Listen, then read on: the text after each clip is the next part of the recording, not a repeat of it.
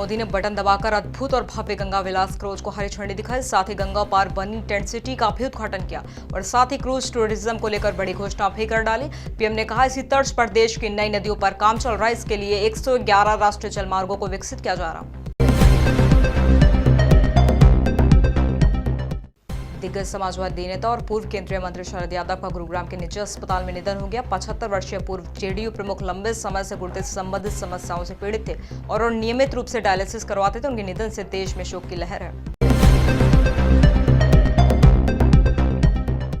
उत्तर प्रदेश के हाथरस के सादाबाद क्षेत्र के गांव चटोई में धार्मिक कार्यक्रम के दौरान आयोजकों को पुलिसकर्मियों से भिड़ंत हो गई। कुछ लोगों ने पुलिसकर्मियों के साथ मारपीट की और धक्का मुक्की कर दी।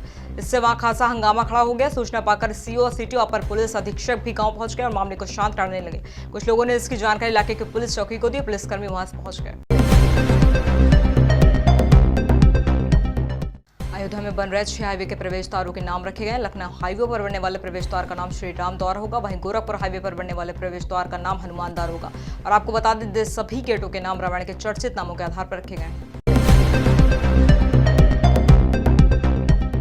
सुप्रीम कोर्ट ने प्रलोभन देकर जबरन धन परिवर्तन कराने के आरोपी एक मौलवी को गिरफ्तारी से अंतरिम जमानत दे दी है। जस्टिस अमर शाह और सिटी रवि कुमार की पीठ ने आरोपी अब्दुल वहाब महमूद को 16 जनवरी से 28 जनवरी तक रोजाना सुबह 11 बजे संबंधित जांच अधिकारी के समक्ष पेश होने का निर्देश दिया।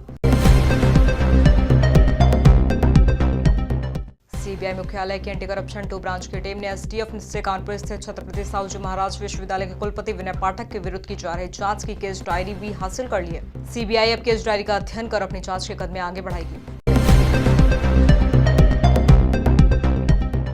केरल के कन्नूर जिले में एक घर में बम विस्फोट होने से एक व्यक्ति गंभीर रूप से घायल हो गया। पुलिस ने इस घटना की जानकारी दी। यह घटना थालेश्वरी लोटस टॉकेज के पास स्थित उनके घर के पास थालेश्वरी पुलिस थाना क्षेत्र के अंतर्गत हुई। घायल व्यक्ति की पहचान जितिन नादम्मल के रूप में हुई है, जिसके नजदीक अस्पताल भर्ती कराया गया। पुलिस द्वारा विस्फोट की जांच शुरू कर दी गई।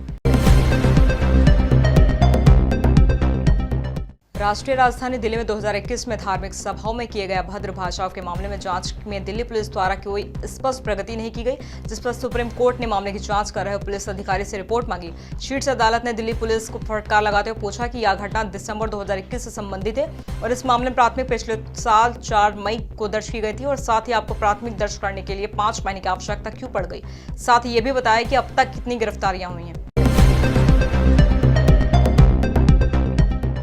समाजवादी पार्टी से लंबी दूरी रखने के बाद घर लौटने वाले शिवपाल यादव कद पार्टी से एक बार फिर बढ़ता दिखाई देने लगा है। भारत की सियासत में एक अहम स्थान रखने वाले सूबे उत्तर प्रदेश में एक बार फिर चुनावी सुगबुगाहट तेज हो गई। इस बार ये निकाय चुनाव को लेकर निकाय चुनाव को मद्देनजर तमाम राजनीतिक दल अपनी रणनीति बुन रहे हैं।